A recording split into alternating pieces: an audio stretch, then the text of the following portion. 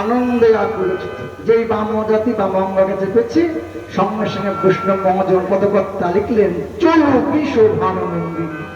চলে গেল বিশ্বভানন্দী। আনন্দে আকুল চিত্ত, চিত্ত একেবারে টলমল করছে। ধনির অঙ্গ ভেলে পুলকিত,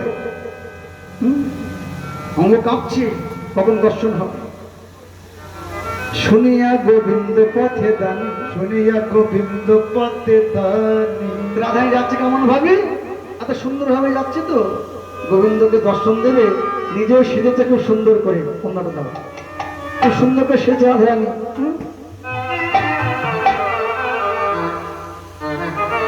আমাদের ওড়না টোড়না দিয়ে